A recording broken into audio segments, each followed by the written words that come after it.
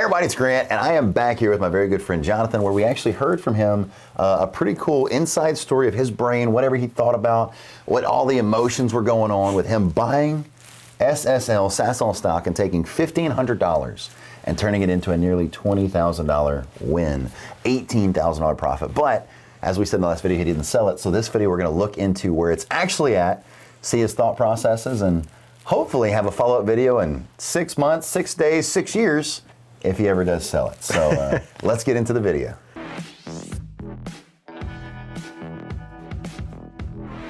So Jonathan, for the ones that haven't seen in our last video, who are you, what do you do, and what do you make for a living? Jonathan Hood. I work with you at the car dealership. Been there for 11 years. I make around $50,000 a year currently. And so when you did this, just to recap for Jonathan, he bought a stock. He wanted to kind of swing for the fences to an extent without it necessarily striking him out. He was going for a stock that had great upside, that was hurting real bad, not only because of the illness that had happened, but also something that was hurting for other reasons as well. And Sasol fit the bill, SSL. They had a pretty big issue with a natural gas, $2 billion natural gas expansion that they were doing down here in Lake Charles. We actually can see Sasol, see them, touch them, got friends and family that work for them, so it's pretty easy for you to believe in that company. Mm-hmm. And just recapping the rest of his thought process, he invested as much as he was willing to lose, not wanting to lose it, but at the same time, he wasn't trying to make another $1,200 to $1,500. He was going after $4 or $5 grand. What would have made you happy as an investment? Basically what you said, 4, 5, 6 grand, I'd have been over the moon. And $20,000 is not necessarily life-changing, but it's definitely life-improving. Absolutely. Yeah, so I'm happy it worked out for you. I'm happy it's still working out for you, but it is not working out as well as it was in our last video and what we talked about. So let's talk about this, and after you see it, let's do some thinking about the future. Sure.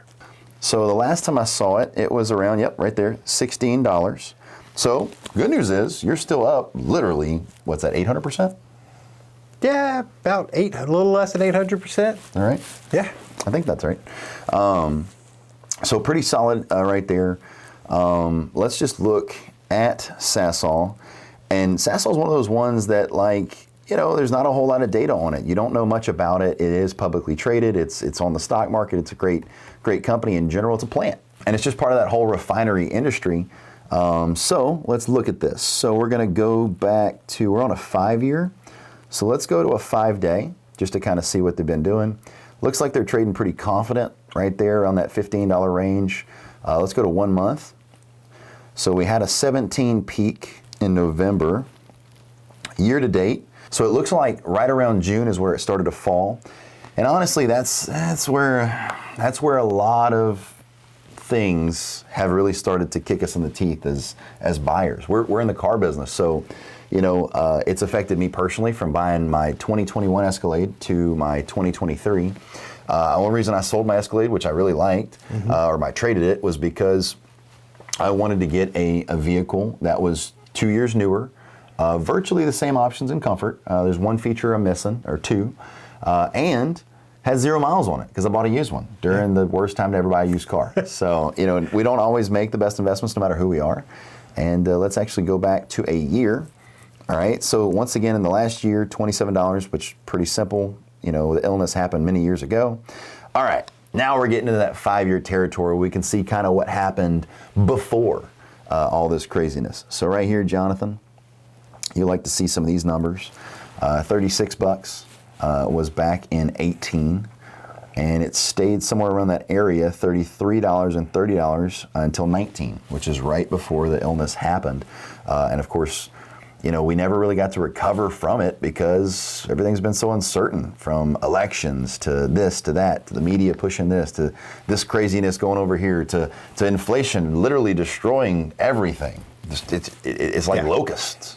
Literally, inflation's like locusts, and then here we are all the way down to that $2 range, which is where you bought. That's where I lived, right there. Right there, 209, and you bought right in, you know, like you said, March of 2020. That was awesome. March, yeah. Yep, March of 2020, right in that area, and then here we go all the way up, and then now we're going back down to that. But that's that recessionary type of time we're talking about, and it has been in the 60s in the past. So, hey, we can go back there. yeah. So let's just look at it for absolute craziness, because you'll probably sell before it ever got there. Yeah, I'll never see the 60s. Yeah, 690 is what you have. Well, let me actually screen record this too. So here we are on my calculator. So we got 690 times $60. Yeah, good enough? 60 bucks. Go! 41,400 bucks. Now, this is just wishful thinking, but at the same time, doing things like this, figuring out that, 41,400 bucks is the ceiling of where it was in the past, it allows you to assess a number that you would feel comfortable selling, right? If you just said, hey, I want a stock to just go up, well, why? Because I want to. That has no actual value. So figuring out where the top is, figuring out where the low is, and figuring out where you feel comfortable and where you perceive that stock to go, and looking at what they're doing. And right now you got all their news. Let's just see if anything going on too crazy. Pretty much just normal news. Just kind of hoping it would say projected $60 stock value. That would be great. I wish it worked like that. But honestly, time, effort, commitment. If you're worried about it, bury it in the backyard like Jonathan did. Don't look back at it. And if you aren't worried about it, and you're willing to take that risk and look at it, you can look at it every day as long as you're not going to hit that sell button at a nervousness, right? What would you say you are in this situation? Would you say you're going to nervously sell, or you're just going to obsess, or what? If you were to look at it every day. If I were to look at it every day, I would just worry myself more than anything. If I see it one day and then all of a sudden it drops $1, why? What happened? Well, no. What's going on? If I look at that, I'm going to worry about it. I'm going to try to figure it out. Right now, I don't even look at it as money. I just look at it as it's stocks on that site that I don't have that anymore. And I like it. I like that idea. I like the mentality, because what you're telling me is you're still suffering from the same things that everybody suffers for. You're not numb to it because you just don't want to look at it. You understand that it might stress you out. So why even put myself through that? Because you're not going to sell it anyway. And if you do, if anything is going to come of it, you're going to sell it and regret it. That's what I'm hearing. I don't even have E-Trade on my phone. Good. Yeah. And at the same time, though, don't not look at it so much. I would say, and I teach this often, so here's my take on doing this. Especially so you don't end up in the position Jonathan is, where this is his first investment ever, and not only is he still knocking out at the park, it's still worth $690 times 16 bucks. Let's juice it up a little bit. Still worth $11,000. Still very solid. Still a great investment. But at the same time, by not looking at it and hitting that sell button, because it'd be nice to have $11,000 versus $1,500, it allows you to not do that. But instead of being stressed out, instead of being worried about my investment, what you need to do is take $100. Go diversify it into the market. Buy some movie theaters. Buy some oil and gas. Mm-hmm. Right? You can buy a stock of Sasol and take Jonathan along with your journey. You can do what he's doing. I think Sasol's a great company. This is not financial advice. I'm just a dude on YouTube with my buddy that we talk about stuff at work, and it works out. We're just normal people, And so, long story short, do that, diversify it. Put some in some cruise lines. Put some in some value stocks. Put some wherever you possibly want. And do it through Robinhood, E-Trade, whatever account you would like to do it in. And folks, if it goes down to $50 and you're freaking out, you need to assess your risk tolerance. You need to find out if you're able to really do this. Because when I invest in my stock market gains, I'm just going to show you it right here. So here it is. You've seen my stock videos. I am down $388,000. Pretty sure the last time I did a video, I was in the 200,000 down or 190,000 down. So my stock risk tolerance is very high. I lost $7,000 today. I think it was like 30,000 yesterday. It's not fun. It's not. But I understand that I have believed in these companies. I'm buying these companies. I cost average myself down, as he said in the last video. And I don't have a crystal ball, but I've done my research to hope that one of these days it all pans out. That's all you really can do. That's all you really can do. And honestly, folks, remember this: a stock is never a win or a loss until you sell it. Me and Jonathan both 100% know that. We want to share a story. We wanted to share your story for a long time, just never been able to link up. And here we are now. So, man, honestly, I got one last question for you, and I would love to have any input that you have. But remember, it's not a loss or a win until you sell it. If the recession happens, treat it like Jonathan does. Say, ooh, that's not even my money anymore. That's the stock market's money, and do with it well, Mr. Stock Market. Actually, I have one other question besides my other one. So, are you ever going to try and get to a point where you're like monthly investing, or every quarter put a little money in? I would like to. $100? I would like to. I should. Right now, it's the recession is still taking part in my life.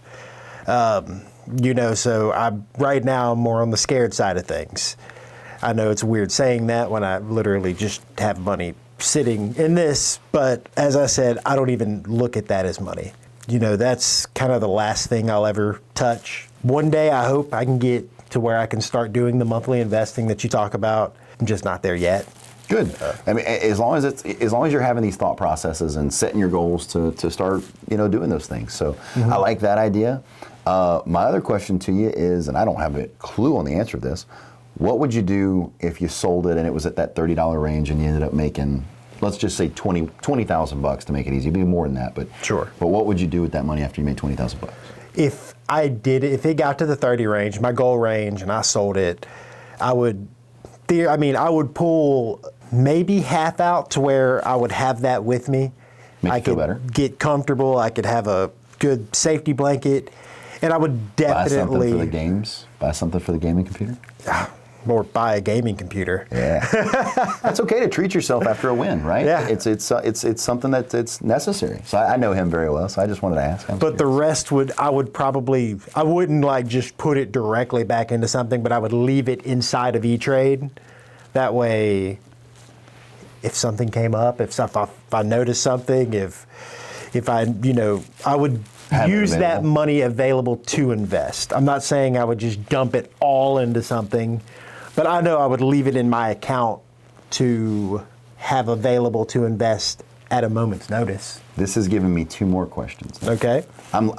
So I like to learn from other people. Me and him talk, but we talk briefly about stuff. This is an in-depth conversation that you're getting to see his journey, and that way you can imitate it or take some things that you think are wrong with it. He knows the things that are wrong with it. I know the things that are wrong with it, but it worked out for him. Mm-hmm. But everybody that invested in Dogecoin didn't have that same outcome. FTX, right now people are going to prison over FTX because of just poor accounting. They used QuickBooks to use their freaking accounting guys. Like, that's insane.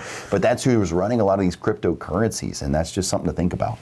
But on another subject, are you going to be going for a bear type investor, which is what you currently are, mm-hmm. or more of a bull type investor in the future, or some type of a blend?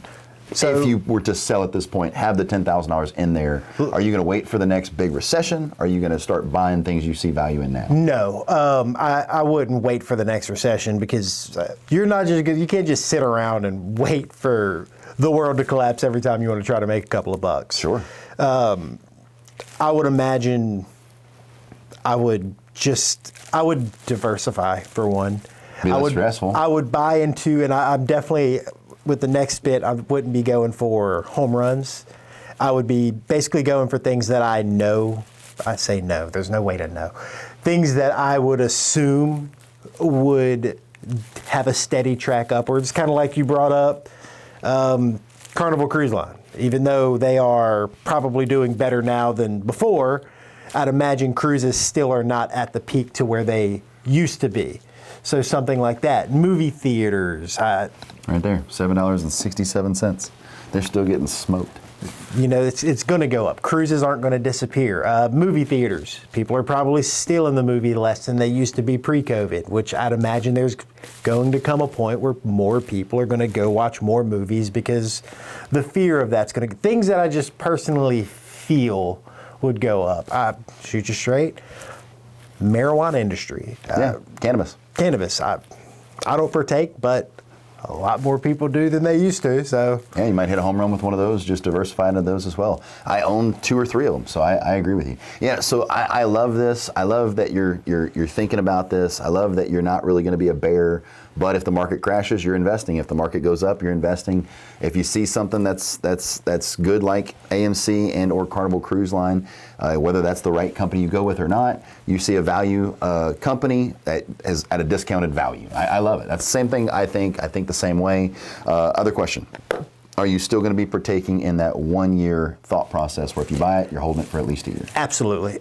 One thing that I've learned through this, which realistically, if you asked me before I waited, if I would just be able to put it in there and act like it doesn't exist for a year, I'd have said probably not possible. I probably would never be able to do that.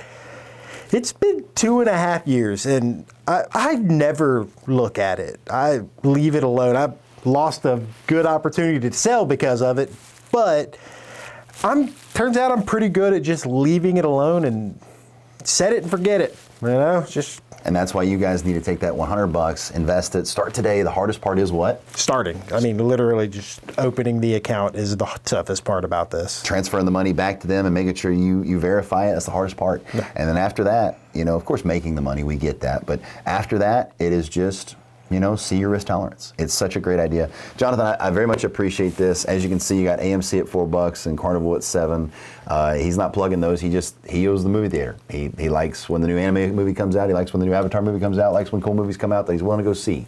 And at the same time, honestly, I don't think movie theaters are ever going to die. I really don't, because I like to go there. It gives me something to do on date night. It's my third top thing that me and Bella will go do on a date. I really enjoy it. And so honestly, good job. Keep rocking. Keep rolling.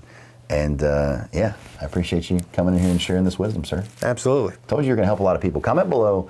He was unsure about this to an extent. Can I say that? Oh, very unsure. But comment below if you got a lot out of this video. Please comment below on the last video as well. Let's get these videos to 100,000 views. They deserve it. And it's one of the absolute best videos, just sitting here with a relatively normal person that makes really good income, but still relatively normal income. An average teacher makes about 45, right? So that's, and he's still rock and rolling, making investments and doing a good job. So very proud of you, sir. Thank you for being on the channel. Thank you. See you guys later.